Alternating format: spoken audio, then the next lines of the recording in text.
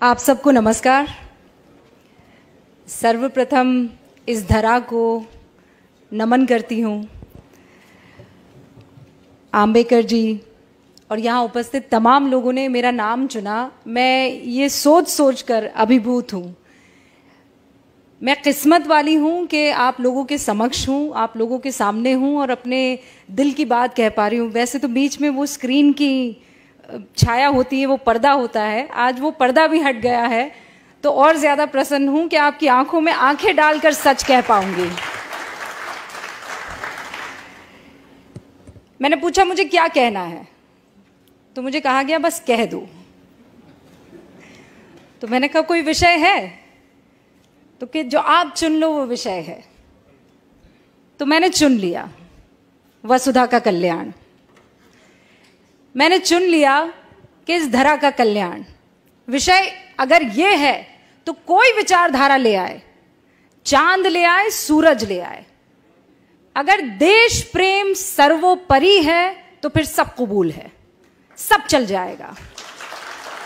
कोई विषय चल जाएगा, कोई समाज चल जाएगा, कोई धर्म चल जाएगा, कोई पंथ चल जाएगा, कोई लिंग चल जाएगा।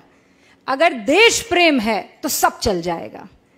और ये मैंने कहीं और नहीं, इसी जमीन पर, हिंदुस्तान में, भारत में हर आंखों में देखा है, उसे महसूस किया है। और वही काम मैं स्क्रीन पर भी करने की कोशिश करती हूँ। लोग कहते हैं आप कहते वक्त सोचती नहीं है, तो मैं कहती हूँ सोचती हूँ, इसीलिए कह पाती हूँ। और सोचती ये हूं कि अगर आज मैं रुक गई तो फिर मेरे बच्चे रुक जाएंगे, मेरे बच्चों के बच्चे रुक जाएंगे। तो जो गलत है कह दो, और जो सच है फख्र से कह दो कि ये सच है। और यही मेरी कोशिश भी रहती है। और इतना प्यार, इतना प्रेम मुझे मिलता है कि फिर मुझे पलट कर देखने की ज़रूरत नहीं पड़ती है। और ये आप लोगों का सम्मान है।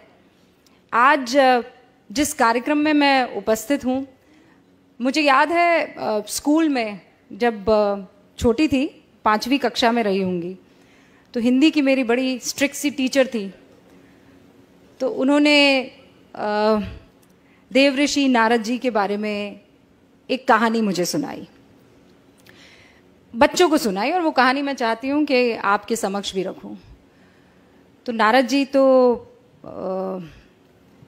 आज तो क्या वाईफाई है, क्या 5G है, क्या 4G है। नारद जी ने तो उसका इस्तेमाल बहुत पहले ही कर लिया था।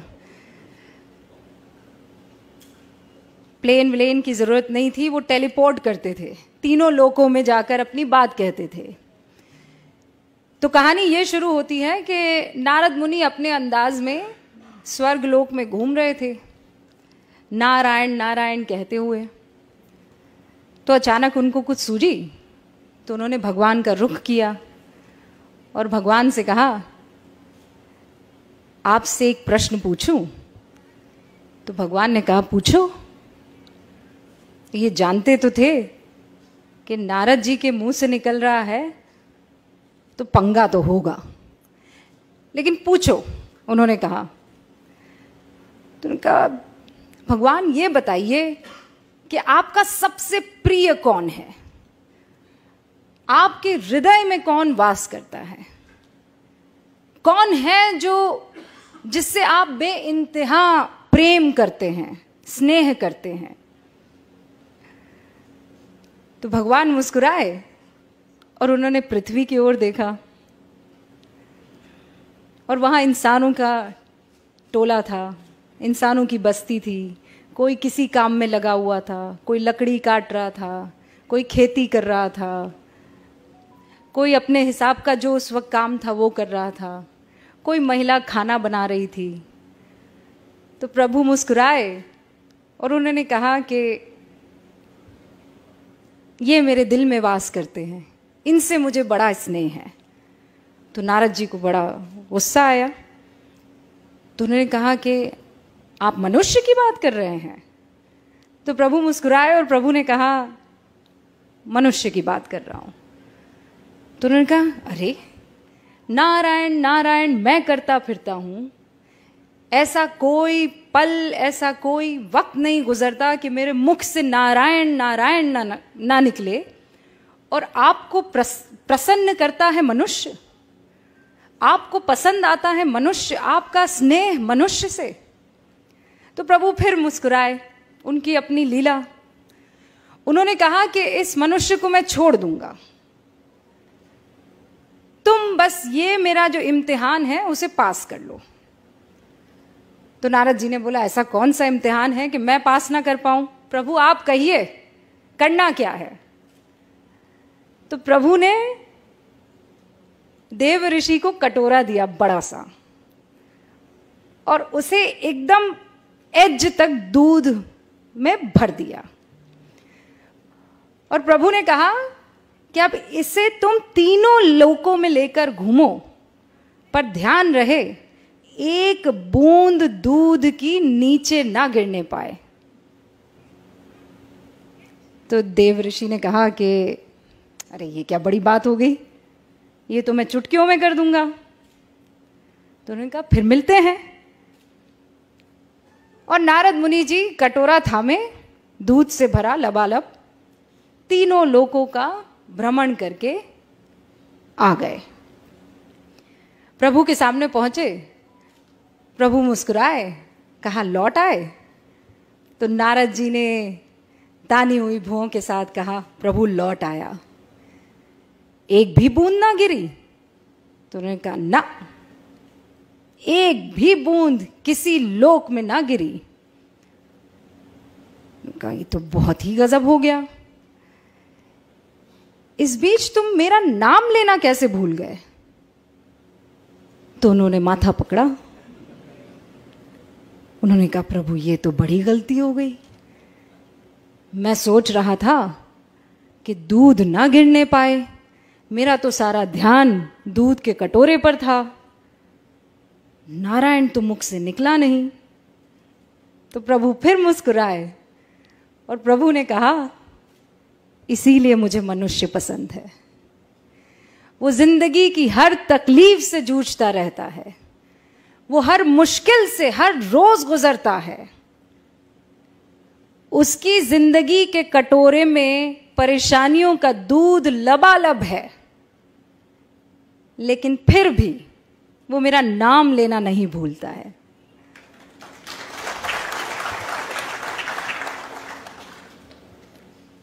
तो देव ऋषि भी मुस्कुराए, हाथ जोड़े और कहा प्रभु की लीला परंपार है, नारायण नारायण, और मनुष्य भी कमाल है।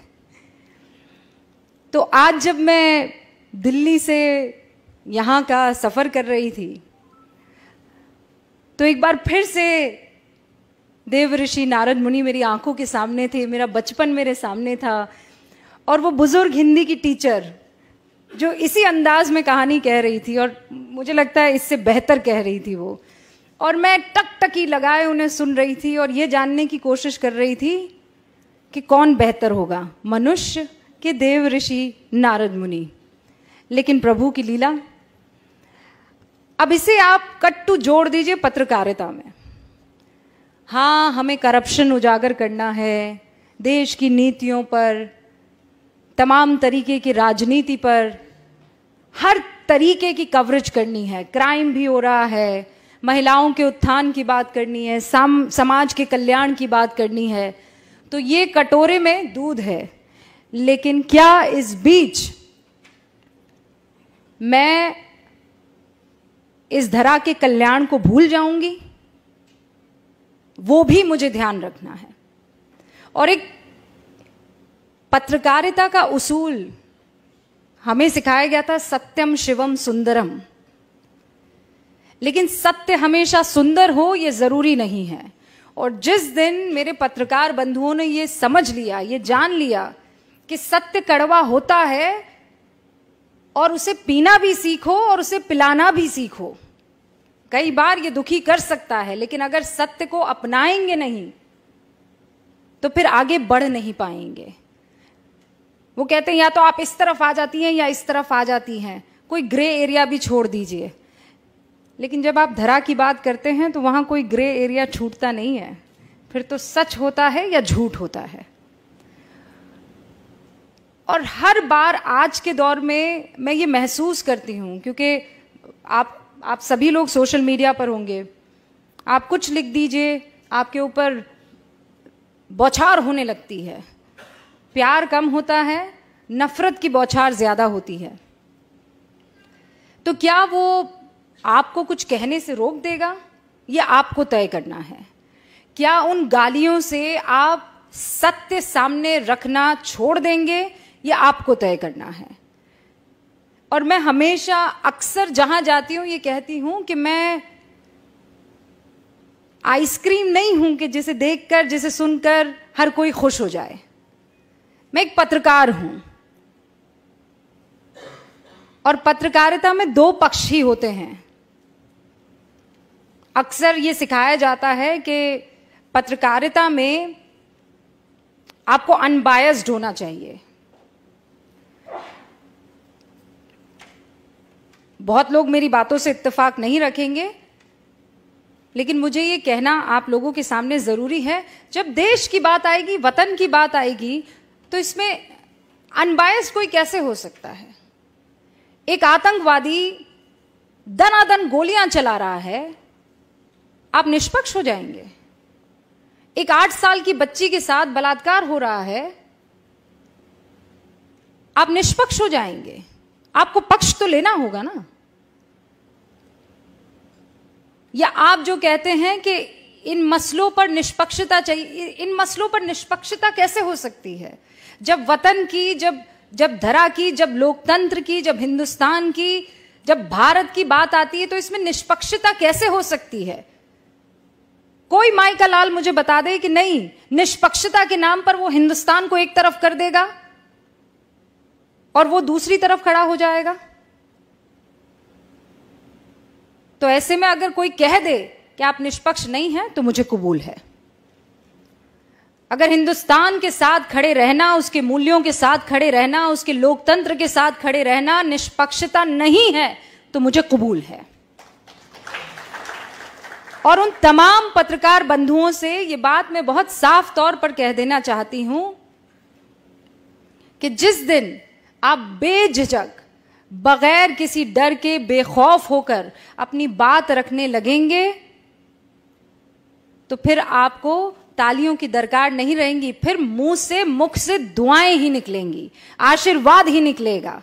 और फिर आपको ये नहीं सोचना पड़ेगा कि मैं जाऊंगा तो 4 लोग मेरे लिए तालियां बजाएंगे कि नहीं बजाएंगे। उन तालियों की दरकार मत रखिए। बाहर से लोग क्या कहते हैं वो मत सोचिए। ये सोचिए कि इस वक्त इस जमीन को किस चीज की जरूरत है। इस जमीन को निडरता की जरूरत है,